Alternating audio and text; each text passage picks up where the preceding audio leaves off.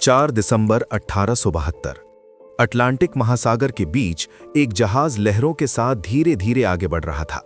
उसके पाल खुले थे, दिशा सही थी और मौसम बिल्कुल शांत। दूर से देखने पर सब कुछ सामान्य लग रहा था, लेकिन जब पास जाकर देखा गया तो किसी के भी रोंगटे खड़े हो सकते थे। उस जहाज पर एक भी इंसान नहीं था। डेक खाली था, कप्तान का केबिन खुला हुआ, खाना अभी भी टेबल पर रखा था, बच्चे का खिलौना फर्श पर पड़ा था। उस जहाज का नाम था मैरी सेलेस्ट, और उस दिन से लेकर आज तक यह सवाल कभी खत्म नहीं हुआ कि आखिर उस जहाज से सवार लोग गए कहां। मैरी सेलेस्ट कोई पुराना या बदनाम जहाज नहीं था। ये एक मजबूत, भरोसेमंद कमर्शियल कार्गो शिप था, जिसे समुद्री सफर के लिए सुरक्षित माना जाता था। 1872 में इसका कप्तान था बेंजामिन ब्रिग्स, एक अनुभवी नाविक जिसे अनुशासन और शांति के लिए जाना जाता था। उसके साथ उसकी पत्नी सारा ब्रिग्स थी, 2 साल की उनकी बेटी थी और 7 अनुभवी क्रू मेंबर्स थे। कुल मिलाकर 10 लोग। ये कोई खतरनाक यात्रा नहीं थी।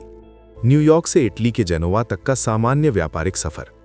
जहाज में 1700 बैरल इंडस्ट्रियल अल्कोहल लोड था, जो उस समय आम कार्गो माना जाता था। जहाज के लॉग्स बताते हैं कि सफर के शुरुआती दिन बिल्कुल सामान्य थे। मौसम ठीक था, क्रू में कोई तनाव नहीं था और किसी तरह के झगड़े या डर का कोई संकेत नहीं मिला। लेकिन फिर कुछ ऐसा हुआ जिसने इतिहास की सबसे रहस्यमयी समुद्री कहानी को जन्म दे दिया। 4 दिसंबर को एक और जहाज डेई ग्राटिया ने मैरी सेलेस्ट को समुद्र में तैरते हुए देखा। अजीब बात यह थी कि जहाज सीधा चल रहा था, लेकिन ना तो कोई झंडा दिख रहा था, ना कोई सिग्नल। कई बार आवाज देने पर भी कोई जवाब नहीं आया। जब डेई ग्राटिया का कप्तान जहाज पर चढ़ा तो उसने जो देखा वो समझ से बाहर था। जहाज पूरी तरह सही हालत में था, कोई बड़ा नुकसान नहीं, कोई तूफान के निशान नहीं, कार्गो सुरक्षित था, लेकिन इंसान एक भी नहीं। सबसे हैरान करने वाली बात यह थी कि जहाज पर खाना पीना पर्याप्त मात्रा में मौजूद था।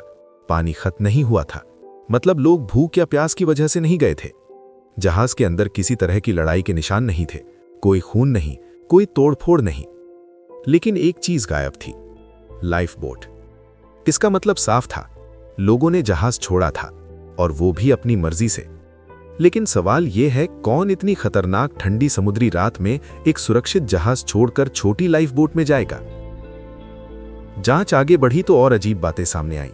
जहाज की घड़ी बंद थी, कुछ नेविगेशन उपकरण गायब थे, लेकिन बाकी सब कुछ बिल्कुल ठीक। कप्तान का केबिन सलीके से था, उसके निजी सामान सुरक्षित थे, उसकी पत्नी और बच्चे के कपड़े वहीं मौजूद थे। अगर ये कोई हमला होता तो सामान लूटा जाता, अगर विद्रोह होता तो खून के निशान होते, अगर तूफान होता तो जहाज टूटा हुआ होता।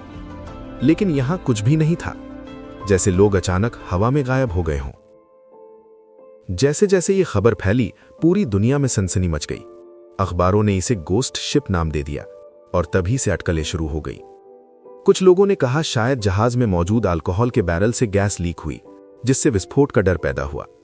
हो सकता है कप्तान ने सोचा हो कि जहाज कभी भी उड़ सकता है, इसलिए उसने सभी को लाइफ बोट में बैठाकर अस्थायी रूप से दूर जाने का फैसला किया। लेकिन अगर ऐसा था तो वो लोग कभी वापस क्यों नहीं आए? जहाज तो सुरक्षित था। एक थ्योरी यह भी कहती है कि समुद्र में अचानक आए भूकंप या पानी के नीचे किसी धमाके ने जहाज को हिला दिया होगा, जिससे कप्तान घबरा गया, पर इसका कोई पुख्ता सबूत नहीं मिला।